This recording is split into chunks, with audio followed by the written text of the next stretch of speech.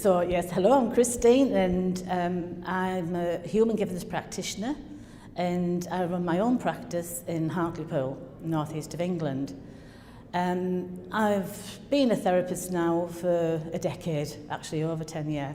So I've dealt with lots of people. With veterans, I find most of the issues are around, I suppose it's a lack of knowledge when it comes down to they speak a different language. And when a veteran sort of actually asks for help, I know how difficult it is for that person to actually come out and say, do you know what, I'm struggling. I really need the help and support. I was told a story today regarding a gentleman who had been in prison and the struggles that occurred when he came out of prison. Those struggles were, they put him in a flat in an area where there was drugs, alcohol. He was going to the job centre trying to find work, but as he said, who was going to employ me? And when he got to the job centre, that was reinforced by the people that he met. He was judged, he felt judged. They didn't understand where he came from, what his culture was. They didn't see the person, they didn't see somebody who had confidence, self-esteem. He'd been in, active service, he'd been to the Gulf, and they didn't see that. They just seen somebody who had hit hard times, who had a drink problem now, who split up from his wife, who had anger management problems, and that was one of the reasons why they referred him to me. This chap has got anger management issues. They don't know why he's got anger management issues or why he isn't able to deal with it. And every time he went to different organisations and asked for that help, he received judgment. That's how he felt. He felt that no one was listening to what he was saying. It was all about, he's very angry, this man. He put a red flag on, be careful, don't see him on your own.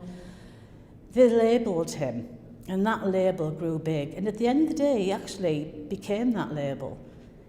He told me about how he lost his teeth, and he said that was through grinding his teeth at night time through stress.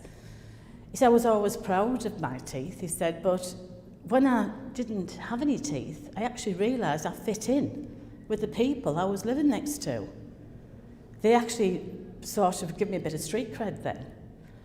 And he tried to fit in with the organisation, if you like, which was, the people in the bed sit and what I need to do. He just felt that he didn't belong, though. He was living a life that didn't belong to him.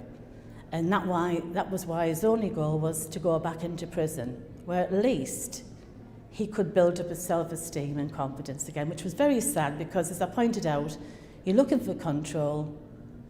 You're not going to get that control once you go back into prison.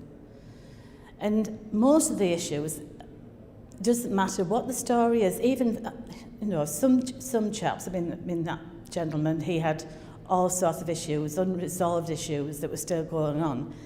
I've dealt with veterans who, everything's fine, everything's going well, they've got a house, they've got a job.